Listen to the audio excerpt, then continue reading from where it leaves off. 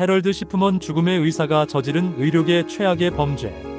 1998년 3월 영국 맨체스터 근교의 작은 마을 하이드에서 한 노인 여성의 의문스러운 죽음이 보고되었습니다. 81세의 캐슬린 그런디가 갑작스럽게 사망한 것입니다. 그녀의 딸이 제기한 의혹으로 시작된 수사는 영국 의료계는 물론 전 세계를 충격에 빠뜨린 연쇄살인 사건의 실체를 드러냈습니다. 해럴드 프레데릭 시프먼이라는 이름의 일반의가 23년간 최소 218명 추정으로는 250명 이상의 환자들을 의도적으로 살해한 사실이 밝혀진 것입니다. 이는 현대의학 사상 가장 충격적이고 광범위한 의료진 연쇄살인 사건으로 기록되었습니다. 해럴드 프레데릭 시프먼은 1946년 1월 14일 영국 노팅엄셔의 노팅엄에서 태어났습니다. 그는 트럭 운전사인 아버지 해럴드와 주부인 어머니 베라 시프먼 사이의 둘째 아들이었습니다. 어린 시절 시프먼은 평범한 노동자 가정에서 자랐으며 학업 성적이 우수한 학생으로 알려져 있었습니다. 시프먼의 인생에 큰 영향을 미친 사건은 17세 때 어머니 베라가 폐암으로 사망한 것이었습니다. 그는 어머니가 고통을 완화하기 위해 모르핀 주사를 맞는 것을 지켜봤고 주사 후 어머니의 고통이 사라지는 모습에 깊은 인상을 받았다고 전해집니다. 일부 전문가들은 이 경험이 훗날 그의 범죄에 영향을 미쳤을 가능성을 제기했습니다. 그는 24시간 언제든지 환자들의 응급 호출에 응답했고 집까지 찾아가서 진료하는 성실한 의사로 평가받았습니다. 특히 노인 환자들은 그를 매우 신뢰했습니다. 시프먼은 항상 정장을 입고 단정한 모습을 유지했으며 환자들에게 친절하고 세심한 관심을 보였습니다. 그는 또한 지역 사회 활동에도 적극적으로 참여했습니다. 로터리 클럽 회원이었고 세인트 존 앰뷸런스 서비스에서 자원봉사를 했습니다. 이러한 활동들은 그의 사회적 명성을 더욱 높였고 지역 주민들은 그를 헌신적이고 신뢰할 만한 의사로 여겼습니다. 하지만 이 모든 것은 교묘한 가면이었습니다. 시프먼은 자신의 평판을 이용해 의심받지 않은 채 범죄를 저지를 수 있었습니다. 그는 특히 혼자 사는 노인 여성들을 표적으로 삼았는데 이들은 사회적으로 고립되어 있어 갑작스러운 죽음이 발생해도 큰 의심을 받지 않았습니다. 시프먼의 살인 방식은 매우 교묘하고 체계적이었습니다. 그는 주로 디아모르핀 즉 의료용 헤로인을 과다 투여하여 환자들을 살해했습니다. 디아모르핀은 강력한 마약성 진통제로 적정량을 사용하면 극심한 통증을 완화시키지만 과다 투여 시 호흡 억제를 일으켜 사망에 이르게 합니다. 시프먼은 대부분의 경우 환자의 집을 홀로 방문했을 때 범행을 저질렀습니다. 그는 환자가 갑작스럽게 아프다는 전화를 받았다고 가족들에게 말하거나 정기 검진을 위해 방문했다고 설명했습니다. 일단 환자와 단둘이 있게 되면 그는 통증 완화를 위한 주사라고 설명하며 치명적인 양의 디아모르핀을 투여했습니다. 피해자들은 대부분 60세 이상의 노인들이었고 특히 여성이 압도적으로 많았습니다. 시프먼은 주로 오후 시간대에 범행을 저질렀는데 이는 가족들이 일을 하러 나간 시간이어서 목격자가 없었기 때문입니다. 사망 시간은 대부분 오후 1시부터 5시 사이에 집중되어 있었습니다. 시프먼의 범죄가 오랫동안 발각되지 않은 이유는 그의 교묘한 은폐 작업 때문이었습니다. 그는 환자들의 의료 기록을 조작하여 마치 그들이 심각한 질병을 앓고 있었던 것처럼 만들었습니다. 컴퓨터 시스템을 이용해 과거 진료 기록을 소급하여 수정했고 가짜 증상들을 추가했습니다. 예를 들어 건강했던 환자를 살해한 후에는 그 환자가 심장병이나 암 등의 심각한 질병을 앓고 있었다고 의료 기록을 조작했습니다. 이렇게 하면 갑작스러운 죽음이 질병의 악화로 인한 자연스러운 결과처럼 보였습니다. 또한 시프먼은 사망진단서를 직접 작성할 수 있는 권한을 악용했습니다. 영국에서는 일반의가 환자의 자연사에 대해 사망진단서를 발급할 수 있었는데 시프먼은 이를 이용해 살인을 자연사로 위장했습니다. 그는 항상 그럴듯한 사망 원인을 기재했고 이로 인해 부검이 실시되는 경우는 거의 없었습니다. 1990년대 중반부터 일부 동료 의료진들과 지역 주민들 사이에서 시프먼에 대한 의혹이 제기되기 시작했습니다. 하이드 지역의 장례식장 직원들이 시프먼의 환자들이 유난히 많이 사망한다는 점을 눈치채기 시작한 것입니다. 특히 데브라 매스위드라는 장례식장 직원은 시프먼의 환자들이 다른 의사들의 환자들보다 훨씬 높은 빈도로 사망한다는 사실을 발견했습니다. 그녀는 이 문제를 검시관 사무소에 비공식적으로 제기했지만 구체적인 증거가 없다는 이유로 무시되었습니다. 또한 일부 간병인들과 지역사회 간호사들도 이상한 점들을 발견했습니다. 시프먼이 방문한 후 환자들이 갑작스럽게 사망하는 경우가 너무 많았고, 대부분의 환자들이 평상시보다 건강해 보였다가 갑자기 죽었습니다. 하지만 시프먼의 뛰어난 평판 때문에 이러한 의혹들은 심각하게 받아들여지지 않았습니다. 1998년 6월 24일 81세의 전직 시장인 캐슬린 그런디가 자택에서 사망한 채 발견되었습니다. 시프먼은 그녀를 정기검진차 방문했다가 갑작스럽게 쓰러진 것을 발견했다고 보고했습니다. 그런디는 평소 매우 건강했던 인물로 사망 당일 아침에도 나이에 비해 정정한 모습을 보였다고 증언되었습니다. 그런디의 딸인 안젤라 우드럽은 어머니의 갑작스러운 죽음에 의혹을 품었습니다. 특히 그녀를 더욱 의심스럽게 만든 것은 어머니의 유언장이었습니다. 그런디가 사망한 지 며칠 후 새로운 유언장이 발견되었는데, 이 유언장에 따르면 그녀의 전 재산 38만 6천 파운드가 시프먼에게 유증되어 있었습니다. 우드럽은 변호사였기 때문에 이 유언장의 문제점들을 즉시 발견할 수 있었습니다. 유언장의 타이핑 방식이 어머니의 평소 스타일과 달랐고 서명도 의심스러웠습니다. 더욱이 어머니가 시프먼에게 그토록 큰 재산을 남길 이유가 전혀 없었습니다. 우드럽은 즉시 경찰에 신고했고, 이것이 시프먼 사건 수사의 시발점이 되었습니다. 경찰은 처음에는 소극적이었지만 우드럽의 끈질긴 요구와 구체적인 증거들로 인해 본격적인 수사에 착수하게 되었습니다. 그레이터 맨체스터 경찰은 1998년 8월부터 시프먼에 대한 수사를 시작했습니다. 베르나드 포스트스 형사를 비롯한 수사팀은 먼저 그런디의 부검을 실시했습니다. 부검 결과 그런디의 체내에서 치사량의 디아모르핀이 검출되었습니다. 이는 자연사가 아닌 타사를 의미하는 결정적 증거였습니다. 수사팀은 이어서 시프먼의 다른 환자들의 사망 사례들을 조사하기 시작했습니다. 그들이 발견한 것은 충격적이었습니다. 시프먼의 환자 사망률이 다른 의사들에 비해 비정상적으로 높았고, 사망 패턴에도 이상한 점들이 많았습니다. 통계 분석 결과 시프먼의 환자들은 다른 의사들의 환자들보다 3배나 높은 사망률을 보였습니다. 또한 대부분의 사망이 오후 시간대에 집중되어 있었고, 시프먼이 혼자 방문했을 때 발생했습니다. 이러한 패턴은 우연으로는 설명할 수 없는 것이었습니다. 경찰은 곧 수사 범위를 확대했습니다. 시프먼이 1975년부터 1998년까지 23년간 진료한 모든 환자들의 사망 사례를 조사하기 시작했습니다. 이는 영국 경찰 사상 가장 광범위한 연쇄살인 수사 중 하나가 되었습니다. 수사 과정에서 시프먼의 컴퓨터가 압수되었고, 디지털 포렌식 전문가들이 분석을 실시했습니다. 놀랍게도 시프먼이 환자들의 의료 기록을 체계적으로 조작했다는 증거들이 발견되었습니다. 그는 환자들을 살해한 후 컴퓨터 시스템을 이용해 과거 기록을 수정하여 마치 그들이 심각한 질병을 앓고 있었던 것처럼 위장했습니다. 특히 중요한 발견은 시프먼이 디아모르핀을 과도하게 주문했다는 사실이었습니다. 그는 다른 일반인들보다 훨씬 많은 양의 디아모르핀을 처방받았는데, 이는 그의 환자 규모나 치료 패턴으로는 설명할 수 없는 양이었습니다. 1998년 9월 7일 시프먼은 캐슬린 그런디 살인 혐의와 유언장 위조 혐의로 체포되었습니다. 체포 당시 그는 평소와 다름없이 차분한 모습을 보였으며 혐의를 부인했습니다. 그는 자신이 헌신적인 의사였을 뿐이라고 주장했고, 환자들의 높은 사망률은 우연의 일치라고 변명했습니다. 수사가 진행되면서 추가 혐의들이 계속 더해졌습니다. 경찰은 시프먼이 살해한 것으로 추정되는 피해자들을 차례로 발굴했고, 각각에 대해 살인 혐의를 적용했습니다. 최종적으로 시프먼은 15명의 살인과 1건의 유언장 위조 혐의로 기소되었습니다.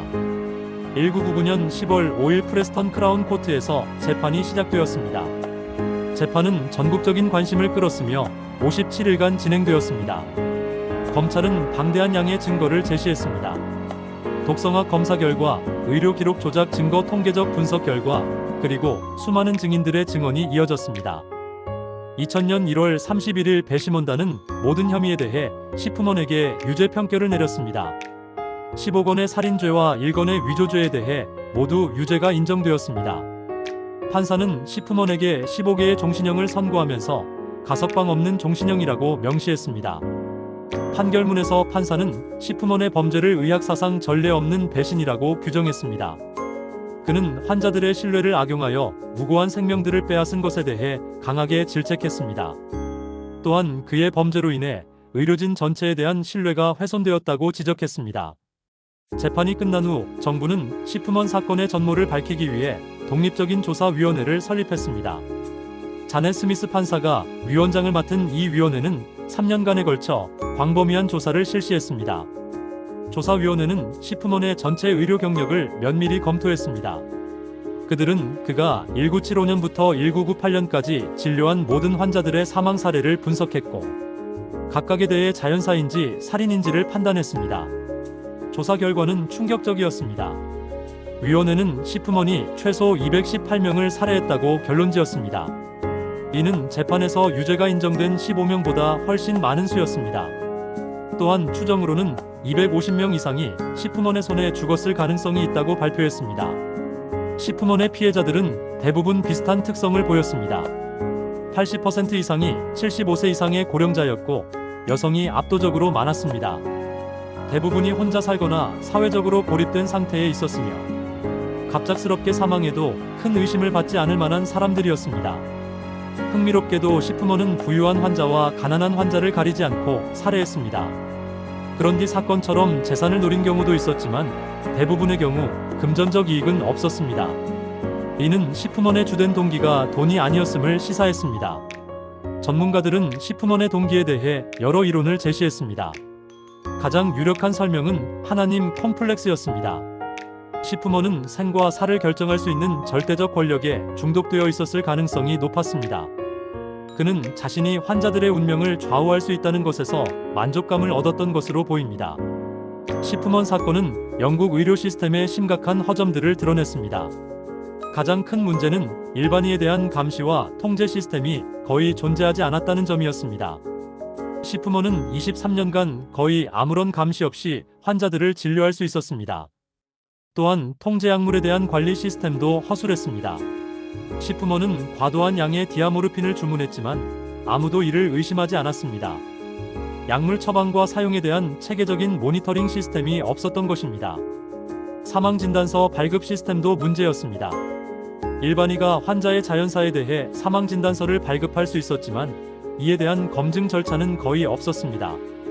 시프먼은 이 허점을 악용하여 살인을 자연사로 위장할 수 있었습니다. 시프먼 조사위원회는 이러한 문제점들을 해결하기 위해 198개의 개혁 권고안을 제시했습니다. 주요 내용은 의사들에 대한 정기적인 재평가 시스템 도입, 통제 약물 관리 강화, 사망진단서 발급 절차 개선 등이었습니다. 시프먼은 웨이크필드 교도소에서 종신형을 복역했습니다. 교도소에서도 그는 자신의 무죄를 계속 주장했으며 어떤 반성의 기색도 보이지 않았습니다. 그는 다른 재소자들과는 거리를 두고 지냈으며 독방에서 대부분의 시간을 보냈습니다. 2004년 1월 13일 시프먼의 58번째 생일 하루 전날, 그는 교도소 독방에서 침대 시트로 목을 메어 자살했습니다. 그의 시신은 다음날 아침 교도관에 의해 발견되었습니다. 시프먼은 어떤 유서도 남기지 않았으며 자살 이유에 대해서도 명확한 설명을 하지 않았습니다. 많은 사람들은 시프먼의 자살을 비겁한 도피로 여겼습니다. 그는 끝까지 자신의 범죄에 대해 진실을 말하지 않았으며 피해자 가족들에게 사과하지도 않았습니다. 그의 죽음으로 인해 많은 진실들이 영원히 묻혀버렸습니다. 시프먼의 범죄로 인한 피해는 직접적인 피해자들뿐만 아니라 그들의 가족들에게도 미쳤습니다. 많은 가족들은 사랑하는 사람의 죽음이 살인이었다는 사실을 알게 되면서 극심한 충격과 고통을 겪었습니다. 그들은 시프먼을 신뢰했던 자신들을 자책했고, 소중한 사람의 마지막 순간이 고통스러웠을 것이라는 생각에 괴로워했습니다. 특히 어려웠던 점은 많은 피해자들이 이미 화장되어 물적 증거가 소실되었다는 것이었습니다. 가족들은 정확한 사망 원인을 확인할 수도 없었고 법적 구제를 받기도 어려웠습니다. 시프먼 사건은 영국뿐만 아니라 전 세계 의료계에 큰 충격을 주었습니다. 의사에 대한 사회적 신뢰가 크게 훼손되었고, 환자들은 의료진에 대해 의심의 눈초리를 보내기 시작했습니다. 특히 혼자 사는 노인들은 의사의 방문 진료를 꺼리게 되었습니다. 영국 정부는 시프먼 조사위원회의 권고안을 바탕으로 대대적인 의료 개혁을 실시했습니다. 2004년 의사 재검증 시스템이 도입되어 모든 의사들이 5년마다 전문성과 적합성을 재평가받도록 했습니다. 또한 의료진의 성과와 사망률을 지속적으로 모니터링하는 시스템도 구축되었습니다. 통제약물 관리도 대폭 강화되었습니다. 의사들의 약물 처방 패턴을 실시간으로 모니터링하고 이상 징후가 발견되면 즉시 조사하는 시스템이 도입되었습니다. 또한 약물 보관과 폐기에 대한 규정도 엄격해졌습니다. 사망진단서 발급 시스템도 개선되었습니다. 의심스러운 사망의 경우 반드시 검식원의 승인을 받도록 했고 무작위 검토 시스템도 도입했습니다. 이러한 변화들은 다른 국가들에게도 영향을 미쳐 전 세계적으로 의료 안전 시스템이 강화되는 계기가 되었습니다. 식품원의 범행 동기는 여전히 완전히 해명되지 않은 수수께끼로 남아 있습니다. 그가 끝까지 진실을 말하지 않았기 때문에 전문가들은 간접적인 증거와 행동 패턴을 바탕으로 동기를 추정할 수밖에 없었습니다. 가장 널리 받아들여지는 이론은 통제 욕구와 우월감이었습니다. 식품원은 환자들의 생사를 좌우할 수 있는 절대적 권력에 중독되어 있었던 것으로 보입니다. 그는 자신이 언제 어떻게 환자를 죽일지 결정할 수 있다는 것에서 만족감을 얻었습니다. 또 다른 이론은 영웅 콤플렉스였습니다. 식품원은 환자를 고통에서 해방시켜준다고 스스로를 합리화했을 가능성이 있습니다. 그는 자신이 환자들을 위해 자비로운 죽음을 제공한다고 믿었을 수도 있습니다. 일부 전문가들은 식품원이 사이코패스적 성향을 가지고 있었다고 분석했습니다. 그는 타인의 고통에 대해 공감 능력이 부족했고 자신의 행동이 미치는 영향에 대해 무감각했습니다. 또한 거짓말을 일삼았고 자신의 평판을 유지하기 위해 교묘하게 행동했습니다. 식품원 사건은 의료진에 의한 연쇄살인이라는 드문 범죄 유형에 속합니다. 역사상 의료진이 환자를 살해한 사례들은 있었지만 식품원만큼 장기간에 걸쳐 대규모로 범행을 저지른 경우는 매우 드뭅니다. 미국의 찰스 컬러는 간호사로 일하면서 최소 29명의 환자를 살해한 것으로 알려져 있습니다. 독일의 니엘스 회겔은 간호사로서 85명 이상을 살해했습니다. 하지만 이들도 식품원의 피해자 수에는 미치지 못했습니다. 식품원 사건의 특징은 범행 기간의 장기성과 발각의 어려움이었습니다. 그는 23년간 활동하면서도 거의 의심받지 않았습니다. 이는 그의 사회적 지위와 교묘한 은폐 기술 그리고 당시 의료 시스템의 허점이 결합된 결과였습니다. 식품원 사건은 법의학과 독성학 분야의 발전에도 기여했습니다. 다수의 시신에서 디아모르핀을 검출하는 과정에서 새로운 분석 기법들이 개발되었고 화장된 시신에서도 약물 흔적을 찾는 방법들이 연구되었습니다. 특히 머리카락과 손톱에서 약물 성분을 검출하는 기술이 크게 발전했습니다. 이러한 기술들은 식품원 사건 이후 다른 의심스러운 사망 사건들을 조사하는 데 활용되었습니다. 또한 의료 기록의 디지털 포렌식 분석 기법도 발전했습니다. 식품원이 컴퓨터 시스템을 이용해 환자 기록을 조작한 것을 밝혀내는 과정에서 의료정보 시스템의 보안과 무결성을 확보하는 기술들이 개발되었습니다. 식품원 사건은 영국을 넘어 전 세계 의료계에 영향을 미쳤습니다. 많은 국가들이 자국의 의료 안전 시스템을 재검토하고 개선책을 마련했습니다. 의사에 대한 정기적인 재평가 약물 관리 시스템 강화, 사망진단서 발급 절차 개선 등이 전 세계적으로 도입되었습니다. 세계보건기구는 식품원 사건을 계기로 의료 안전 가이드라인을 개정했고 각국 정부의 의료진 감시 시스템 강화를 권고했습니다. 또한 의료윤리 교육의 중요성도 더욱 강조되었습니다. 이 사건은 또한 의료진과 환자 간의 신뢰관계에 대한 근본적인 질문을 제기했습니다.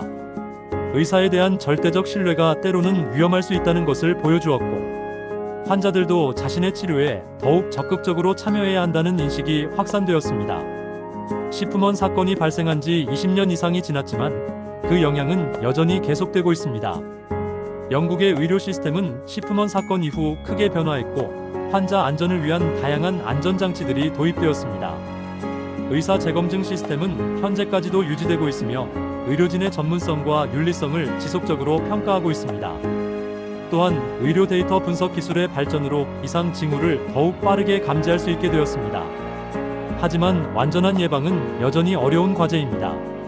의료진에 대한 과도한 감시는 의료 서비스의 질을 떨어뜨릴 수 있고 의사와 환자 간의 신뢰를 해칠 수도 있습니다. 따라서 안전성과 효율성, 신뢰성 사이의 균형을 찾는 것이 중요한 과제로 남아 있습니다. 식품원의 피해자들은 단순한 통계 숫자가 아닙니다. 그들은 각각 고유한 삶을 살았던 소중한 존재들이었습니다. 많은 피해자들이 지역사회에서 존경받는 인물들이었고 가족과 친구들에게 사랑받던 사람들이었습니다. 하이드 지역에는 식품원의 피해자들을 기리는 추모공원이 조성되었습니다. 이곳에서는 매년 추모식이 열리며 피해자들의 생전 모습을 기억하고 그들의 명예를 회복하기 위한 노력이 계속되고 있습니다. 식품원 사건은 의료진의 신성한 의무인 해를 끼치지 않는다는 히포크라테스 선서의 중요성을 다시 한번 깨닫게 해주었습니다. 의료진은 환자의 생명을 구하고 고통을 덜어주어야 할 사명을 가지고 있으며 이러한 신뢰를 배신하는 것은 용서받을 수 없는 범죄임을 보여주었습니다. 헤럴드 식품원 사건은 현대 의학 사상 가장 충격적이고 슬픈 사건 중 하나로 기록되었습니다. 이 사건을 통해 우리는 의료 시스템의 허점을 발견하고 개선할 수 있었지만 그 대가는 너무나 컸습니다. 250명 이상의 무고한 생명이 한 사람의 왜곡된 욕망으로 인해 희생되었습니다. 이들의 죽음이 헛되지 않도록 하기 위해서는 지속적인 경계와 개선 노력이 필요하며 의료진의 윤리의식 제고와 환자 안전 시스템의 발전이 계속되어야 할 것입니다. 제공된 정보의 활용에 대한 모든 책임은 전적으로 사용자 본인에게 있습니다.